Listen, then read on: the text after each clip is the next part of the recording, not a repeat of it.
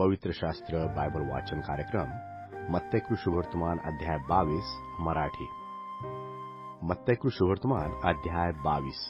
मत्तई शुभवर्तमान अध्याय 22। लग्नाच्या मेजवानीचा दृष्टांत। लग्नाच्या मेजवानीचा दृष्टांत।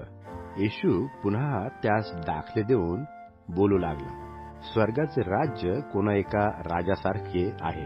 त्याने आपल्या पुत्राच्या लग्नाची मेजवानी केली आणि लग्नाच्या मेजवानीस ज्यास आमंत्रण दिले होते त्यास बोलावण्याकरता त्याने आपले दास पाठविले, परंतु ते येईनात। पुन्हा त्याने दुसरे दास पाठविले व त्यास म्हटले की आमंत्रितास असे सांगा, पहा, मी जेवण तयार केले आहे, आपले बैल व पुष्ट पशु कापले आहेत, सर्व सिद्ध आहे, लग्नाच्या मेजवानीस चला। तरी हे काही मनावर न घेता ते कोणी आपल्या शेताला, कोणी आपल्या व्यापाराला गेले आणि वरकडांनी त्याच्या दासास धरून गांजिले व जीवे मारले। तेव्हा राजाला राग आला आणि त्याने आपली सैन्ये पाठवून त्या घातक्यांचा नाश केला व त्यांचे नगर जाळून टाकले। मग तो आपल्या दासास म्हणाला, लग्नाची तयारी आहे खरी, परंतु आमंत्रित योग्य नव्हते, म्हणून तुम्ही चव्हाट्यावर जाऊन जितके तुम्हाला आढळतील तितक्याच लग्नाच्या मेजवानीस बोलवा। मग त्या दासांनी रस्त्यावर जाऊन बरे वाईट जितके त्यास मिळाले त्या सर्वांस एकत्र केले आणि लग्नाच्या जेवणाऱ्यांची भरती झाली। राजा जेवणाऱ्यांना पहावयास आत आला, तेव्हा लग्नाचा पोशाख न घातलेला असा एक मनुष्य त्याच्या दृष्टीस पडला। त्याला तो म्हणाला, मित्रा, तू लग्नाचा पोशाख घातल्यापासून येथे का आलास? त्याने काही उत्तर केले नाही।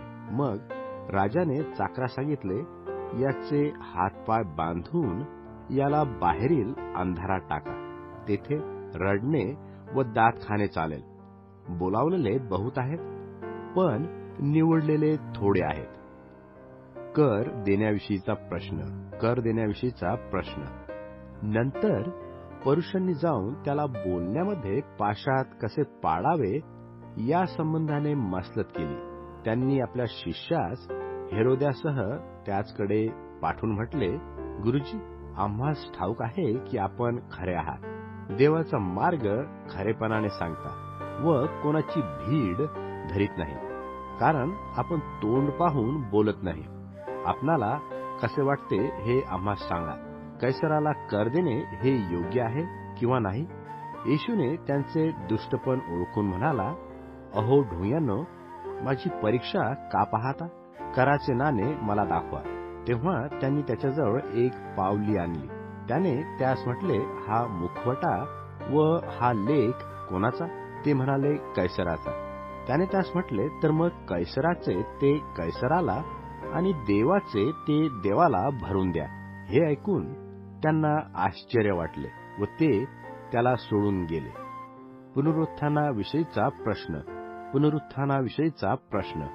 त्याच दिवशी पुनरुत्थान होत नाही असे म्हणणाऱ्या सदुक्यांनी त्याच्याकडे येऊन त्याला विचारले, गुरुजी, मोशाने सांगितले आहे की जर कोणी एक संतान नसता मेला तर त्याच्या भावाने त्याच्या स्त्रीबरोबर विवाह करून आपल्या भावाचा वंश चालवावा।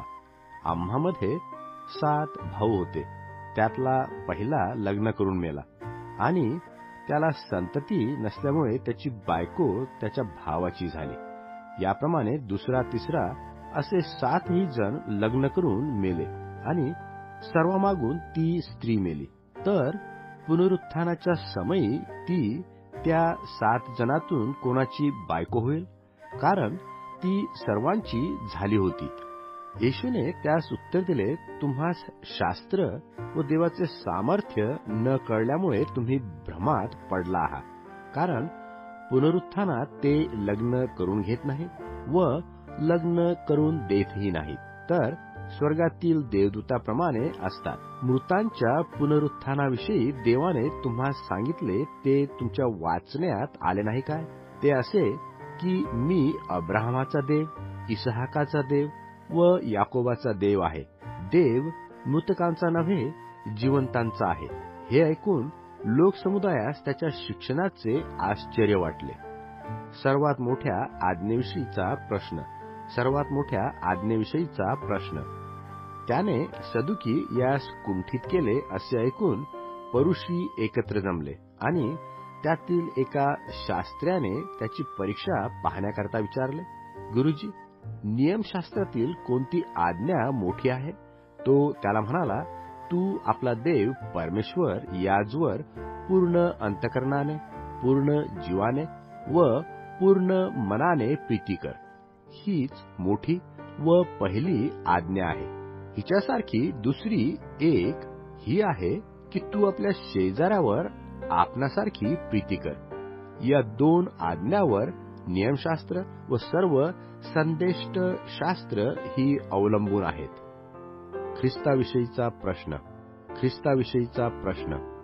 परुषी एकत्र जमले असता येशूने त्यास विचारले, ख्रिस्ताविषयी तुम्हास काय वाटते? तो कोणाचा पुत्र आहे? ते त्याला म्हणाले, दाविदाचा.